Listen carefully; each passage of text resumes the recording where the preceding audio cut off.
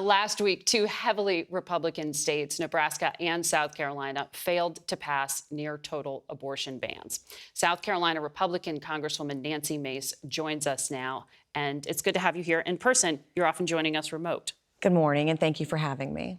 So I want to get to a lot of what we just talked about there with the debt ceiling, but let's start off on abortion. You've been talking about this being a very moral issue, but also a political one that will impact voters in 2024. Nikki Haley, the former ambassador, former governor of your state, said no Republican president will have the ability to ban abortion nationwide. And she believes there is a federal role on abortion, but she didn't say specifically what it is that she believes. No limits exactly, no exceptions. Does she need to?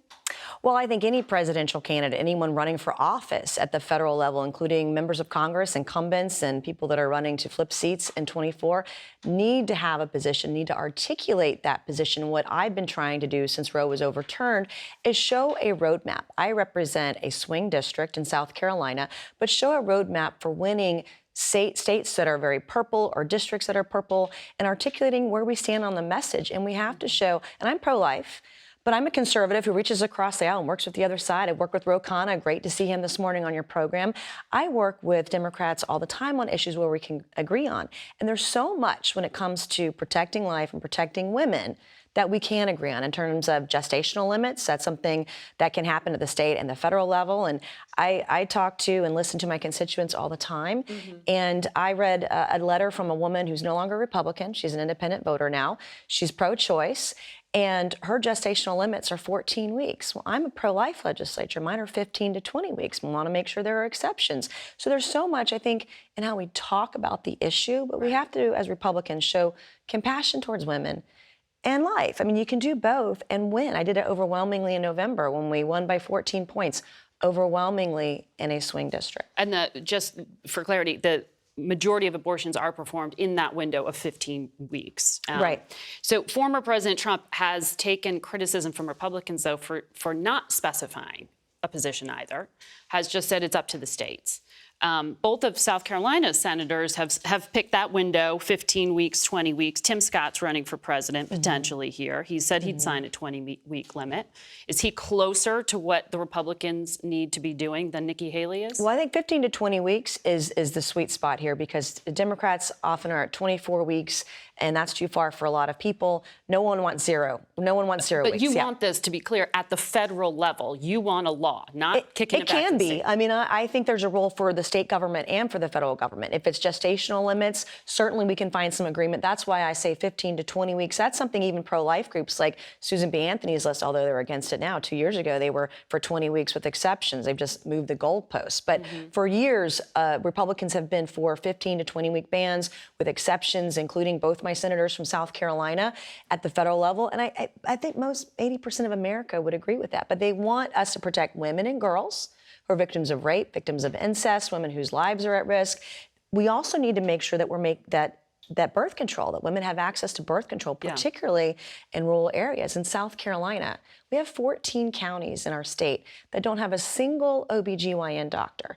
And then what do we do with the babies who are born who are unwanted? What about our foster care system, adoption care, birth control? There's so many things that we can work on to show that we're pro-women. Rape kits. We have over 100,000 rape kits in this country that have yet to be processed. We can do both. We can walk and chew gum at the same time. Well, you have said Republicans need to have a woman on the ticket. Yep. Nikki Haley endorsed you. Are you ready to endorse her? Well, we're going to see how the race shapes up. That not everybody is in. I'm watching very carefully. I love Nikki Haley. I've not been quiet about that. She was the only person to endorse me in my election last year. And I do want to see a woman on the ticket, but I also want to see who jumps in. I want to get everybody a shot, but I am cheering her on. She's a constituent, and I love what she's doing. I love that she gave a speech last week on women's issues. That's very important. Women are watching. But you want her to go farther and be more specific. I would love to see her move on. So can a Republican candidate who supports or signs into law, as Governor DeSantis did, a 6-week limit to abortion? In the dead of night, by the way. Can he succeed in running for the presidency? I mean, is this really going to be something that, and people who are in Republican districts have to make this calculus? You say you're in a purple one, so you have to compromise. It's the number 2 issue in my district. Number 1 is inflation. The debt ceiling is an important issue. Number 2 is abortion and finding a middle ground. Signing a 6-week ban that puts women who are victims of rape and girls who are victims of incest in a hard spot isn't the way to change hearts and minds. It's not compassionate. The requirements he has for rape victims are too much, not something that I support as a non-starter. I am a victim of rape. I was raped by a classmate at the age of 16. I am very wary, and the devil's always in the details, but we've got to show more care and concern and compassion for women who've been raped. I don't like that this bill was signed in the dead of night, and it puts them in a very difficult position for a general election, in my opinion, which is why I have been so vocal on this issue. I would like us to win. I would not only like us to win the Electoral College, I want us to win the popular vote. And if we can show the middle ground, which shouldn't be controversial, birth control shouldn't be controversial. It keeps the number of abortions down if women have access to birth control. It shouldn't be controversial. Well, it's interesting because some candidates also, like Mike Pence, have said he would sign a 15-week limit, but he ultimately wants to get to a ban. So there's some nuance in there, too, in some of these positions. But I want to ask you about debt ceiling. You opposed and then voted for Speaker McCarthy's bill that we were just discussing with Congressman Khanna here, to lift the debt ceiling in exchange for trillions of cuts. The bill's dead on arrival in the Senate.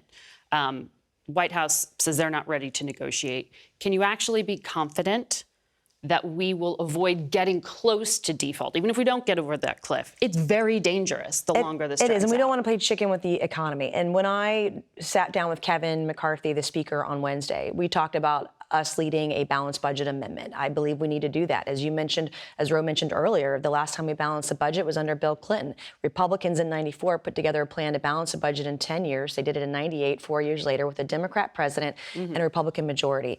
It is not out of the thinking that we can do this together with a Democrat president, Republicans in charge. We did it again. We had cut, cap, and balance in 2010 with Obama as president. Are there red lines here for you, though?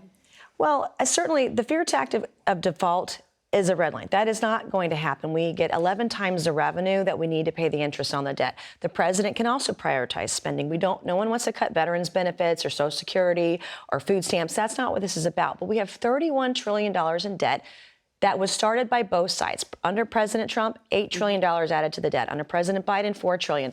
That's $12 trillion in 6 years. The president needs to come to the table, take a look at what we have offered, and start negotiating. This is a serious problem. And as Ro mentioned earlier, families are living paycheck to paycheck. They have to balance their checkbooks every week. So too should the federal government. Our tax revenues last year were $4.7 trillion. Yet we're spending over $6 trillion every single year. Well, we are not going to abandon this issue. We know it's going to be looming for some time. Thank you, both of you, for joining us.